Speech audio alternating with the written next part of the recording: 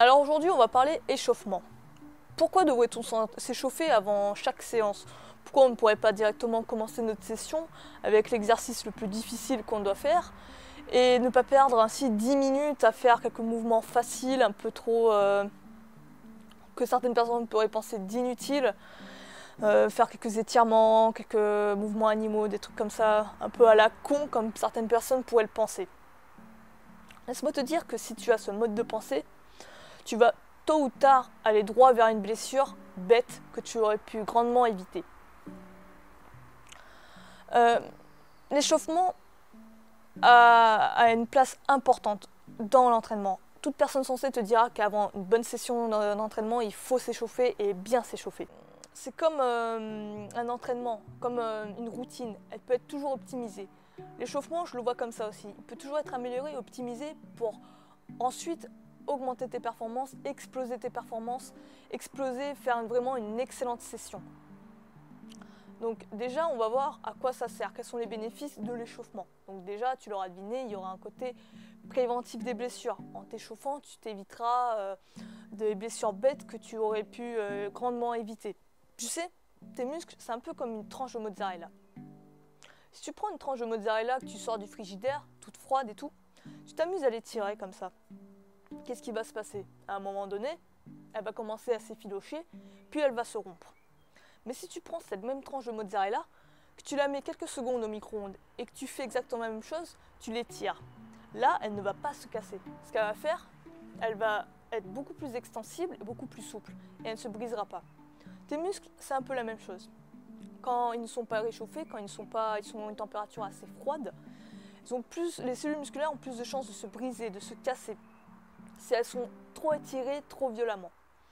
A l'inverse, si elles sont bien échauffées, elles ont une température assez chaude, ambiante, là, elles seront plus souples, beaucoup plus extensibles et auront moins de chances de se briser si tu les contrains à de forts chocs. Ensuite, tu as un côté préventif au niveau articulaire aussi. Tu sais, lorsque tu fais certains mouvements, par exemple, qui met une grosse pression sur les articulations, tu ressens en fait un besoin de poursuivre cet échauffement, d'avoir un échauffement un peu plus long, histoire de bien faire circuler le liquide synovial. Tu sais, c'est ce liquide qui permet de huiler l'articulation, qui la rend ainsi bien souple et mobile. Et que lorsque tu t'échauffes bien, tu sens aussi que tes articulations ressentent un bénéfice et peuvent supporter plus de résistance, plus de choc, plus de pression. Ça, je le ressens énormément avec les muscle-up, par exemple. Je remarque que si, par exemple, je veux tout de suite attaquer trop tôt mes séries, mes répétitions, je sens qu'il y a une trop grosse pression sur l'articulation. Et donc, je rallonge un peu plus mon échauffement et après, je reprends ma série et là, je sens plus rien. Tu vois, je sens plus du tout de pression dans l'articulation. Le liquide synovial, je pense, il a bien circulé et tout. Donc, ça permet en fait de bien protéger l'articulation. Après, tu as un autre intérêt, ça permet aussi de réchauffer le système nerveux. Tu sais, le système nerveux, c'est ce qui est employé, utilisé pour faire tout ce qui est travail de skill. Alors, ce que j'appelle de skill, tu sais, c'est tous les exercices comme les exercices en force, sollicitent le système nerveux. Les exercices aussi qui demandent beaucoup d'agilité, de compétences, un peu d'équilibre, des trucs comme ça. Des saltos arrière, des flips avant, des trucs comme ça, tu vois. Également les figures, qui demandent de la force aussi, sollicitent grandement le système nerveux. Et là, en faisant un bon échauffement, tu réchauffes également le système nerveux. Il y a aussi les exercices pliométriques qui sollicitent et qui engagent le système nerveux. Donc, un bon échauffement aussi permet de réveiller le système nerveux et d'optimiser ton entraînement et ta séance. Un autre aspect que peu de gens utilisent aussi pour l'échauffement, ça permet aussi d'avoir un meilleur muscle control. Tu sais, le muscle control, c'est en fait, j'ai dû faire une vidéo sur la tension active et passive. Je te mettrai le lien en suggestion, tu vas aller voir ça, où je t'explique en fait il y a deux types de tension. Une tension où tu contractes volontairement les muscles, où tu essaies vraiment de mettre le plus de tension possible, et l'autre où au contraire tu es plus en pilote automatique et la tension circule comme bon lui semble. Tu n'es pas là consciemment contracter tes muscles le plus fort possible. Et ben tu peux aussi optimiser ça avec ton échauffement, avoir plus de muscle control, avoir plus de contrôle musculaire dans les muscles, pouvoir contracter consciemment tes muscles, les muscles que tu désires engager. Et là, je pense que l'échauffement peut être une grande aide, te préparer à bien engager tes muscles pour ta séance. Maintenant, on va passer à la pratique. Pour un échauffement, personnellement, je ne fais pas les choses de manière compliquée. Il y en a, ils aiment beaucoup faire des grosses sessions d'échauffement, des grosses périodes d'échauffement avant leur entraînement. Ce n'est vraiment pas un mal en soi. Je ne vais pas te dire que si tu t'échauffes trop, tu vas te blesser, bien au contraire.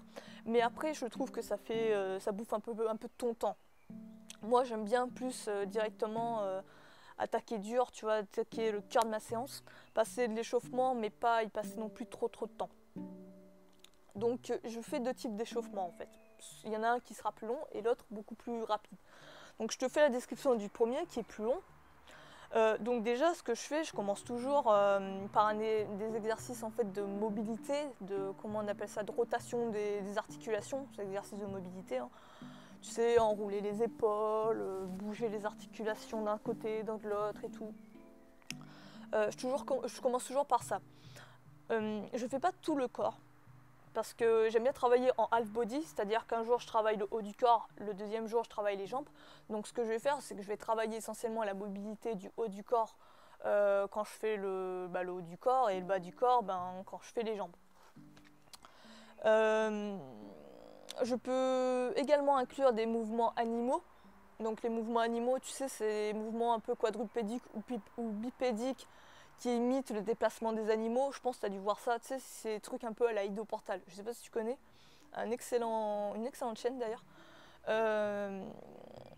C'est des mouvements un peu à la Ido Portal, en grappling ou en jiu-jitsu brésilien, on aime beaucoup les utiliser. Je te ferai une démonstration de toute façon tout de suite après, donc tu verras de quoi je te parle. Donc je fais des fois quelques exercices de mouvements animaux, ça permet vraiment de chauffer le corps et de travailler vraiment toutes les articulations en full body, tu vois, vraiment sans se concentrer en isolation, une articulation après l'autre. Là tu travailles tout ton corps, je trouve que c'est sympa. Ça rajoute aussi une part cardio. Ensuite, je peux enchaîner par des étirements. Donc, je ne fais pas d'étirements passifs. Alors, les étirements passifs, il y a deux types d'étirements, étirements passifs et actifs. Les étirements passifs, ce sont les étirements qu'on a l'habitude de faire, tu sais, où tu as le muscle complètement relâché et tu cherches à étirer les tendons et tout. Et l'opposé de ce type d'étirement, ce sont les étirements actifs, où là, ton muscle reste gainé, complètement tendu. Je le fais de temps en temps quand par exemple j'ai certains exercices qui demandent une certaine flexibilité. Pour les étirements actifs et passifs, ne t'inquiète pas si tu ne vois pas du tout de quoi je parle. Je te réfère à une vidéo que j'avais fait, ça s'appelle le trifecta. Donc ce sont 3 exercices d'étirement actif. Tu verras en fait ce que c'est clairement. Je te ferai une vidéo sur ça, sur ce thème-là qui est extrêmement intéressant. Où je te parlerai de la différence entre les deux types d'étirements et comme quoi ça peut aussi optimiser ta performance. Je te ferai ça bien plus tard. Mais regarde déjà cette vidéo, elle peut te donner des idées et tout. Donc il m'arrive de faire quelques étirements comme ça. Et ensuite, je choisis une variation facile de l'exercice que je veux travailler. Si par exemple je veux travailler des pompes, tu vois, je vais choisir par exemple une variation facile de l'exercice, ça va être des pompes sur les genoux ou des pompes classiques. Pour le squat pistol que je suis en train de travailler, je vais choisir par exemple des variations où je fais du squat classique, du squat serré ou du squat à une jambe assistée, des trucs comme ça. Petite astuce pour savoir quel exercice de variation que tu veux choisir pour s'échauffer. Alors, choisis 2 types d'exercices. Premier exercice, ça va être un exercice où tu arriveras à faire 40 à 50 reps easy si tu te forçais. Sans vraiment te forcer, je voudrais dire. Et le deuxième exercice où tu arriverais à faire un max avec 30 reps. Un max de 30 reps. Ensuite, pour ton échauffement, tu ne fais pas bien sûr ton max. Hein. On ne cherche pas à se crever quand on s'échauffe, on cherche à stimuler le muscle. Fais-en la moitié. Si par exemple tu choisis le premier exercice qui est de 40 reps, tu en fais la moitié, tu fais 20 reps. Et pour le deuxième exercice, tu fais 15 reps. Tu fais 1 à 2 séries de cet échauffement. Et voilà, ça suffit amplement. Donc ça c'est le premier échauffement vraiment dit on va dire, complet, assez gros, assez long aussi. Et après, j'ai plus un deuxième type d'échauffement où là, ça va être beaucoup plus court, où je vais faire quelques mouvements de mobilité articulaire. Et ensuite, je vais directement faire des exercices de variation plus faciles. Les exercices de variation plus faciles, je vais faire entre 1 et 2 séries par exercice. En tout, ça fait 2 à 4 séries d'échauffement. Et après, j'attaque ma session tranquillement. Et en faisant ça, je sens que je suis bien échauffée et tout, que j'ai pas besoin d'en rajouter encore. Après, il y en aura qui vont peut-être avoir besoin de s'échauffer plus longtemps. Et je vous invite à le faire, donc à suivre votre ressenti, toujours suivre son ressenti. Si tu sens que pour certaines routines, certains exercices, tu as besoin de rallonger les séances d'échauffement, fais-le, hein, ça t'évitera clairement des blessures. La partie cardio aussi, il y en a beaucoup, ils aiment bien aussi mettre du cardio, tu sais, genre faire de la corde à sauter ou de la course à pied, des trucs comme ça. Moi perso, je suis pas très fan, enfin je le fais pas, j'aime pas trop faire ça. Ce que je peux te donner comme astuce quand même, c'est pour savoir quand s'arrêter, tu vois, au lieu de te chronométrer, ce que tu peux faire, c'est au ressenti. C'est-à-dire que tu fais tes petits exercices d'échauffement cardio, hein, corde à sauter, ce que tu veux. Pour savoir quand il faut se stopper, c'est essayer de voir en fait quand tu commences à transpirer légèrement, quand tu commences à avoir de la sudation. Là, tu peux te dire que tu t'es assez échauffé et que pas besoin de pousser plus loin la machine. Tu vois, tu commences à avoir quelques gouttes de sueur, ce qui coule sur ton front, des trucs comme ça, tu te sens bien chauffé. Tu peux arrêter ton petit échauffement cardio. Cette astuce comme ça au passage. Tu sais, il y a un autre aspect aussi que peu de gens s'intéressent quand ils s'échauffent. Il y a, je dirais, l'aspect mental. Échauffer aussi le mental. Tu sais, tu peux faire aussi des exercices un peu de visualisation, de méditation, pour vraiment rentrer après dans ta session, pour te concentrer exclusivement sur ça et vraiment chercher à optimiser tes performances, à vraiment prendre le plus de bénéfices que tu puisses tirer de ta séance. Je pense que le mental est vraiment important et qu'il ne faut pas non plus le négliger. Beaucoup de gens se concentrent que sur le corps, que sur l'aspect physique de ce qu'on voit, mais pas assez sur l'interne, sur l'aspect vraiment qu'on ne voit pas, qui est pourtant extrêmement important. Le mental va de pair avec le corps. Si le mental ne suit pas, va pas dans un côté, le corps ne va pas suivre, tout seul. Et tu vois, donc il y a plusieurs types d'exercices que tu peux faire comme ça, qui permet vraiment de te préparer et de te concentrer sur ta séance. Tu sais, il y a un état qui est vraiment extrêmement intéressant, un état d'esprit, un état du corps, j'ai envie de dire, je ne sais même pas comment on pourrait appeler ça comme ça. C'est l'état qu'on appelle de flow. Je ne sais pas comment on l'appelle en français, je vois vraiment pas comment on pourrait le traduire. L'état de flow, en fait, c'est un état de concentration extrême où en fait tu es comme dans une bulle, tu es dans l'instant présent, plus aucune pensée n'entre dans ta tête, tu es concentré sur la tâche que tu as à faire, mais le pire dans tout ça, c'est que tu arrives à avoir des performances de folie extrêmement impressionnantes. C'est comme si en fait tu savais exactement ce qu'il fallait faire, mais sans y réfléchir. Ton corps se place tout seul en fait. C'est des mouvements, enfin c'est des mouvements, comment dire, peut-être pas involontaires, mais presque, tu vois. C'est vraiment un état extrêmement intéressant que tout le monde peut atteindre. C'est pas que dans le sport, ça peut être dans n'importe quelle tâche. Et ces moments-là, en fait, tu vois, le temps s'arrête complètement, tu ne le vois plus du tout passer. Et tu profites, je pense, pleinement les bénéfices de ta séance. Mais il y a différents moyens pour y accéder à ces états-là. Je suis extrêmement intéressée par le sujet, ça me passionne. Quand je connaîtrai quelques astuces sur ça, je te le partagerai volontiers sur la chaîne, tu verras. Ce sont souvent les grands athlètes, tu sais, qui atteignent qui s'intéressent à cet état-là, mais qui l'atteignent. Après, tout le monde peut l'arriver, hein. Ça demande un peu de pratique et tout.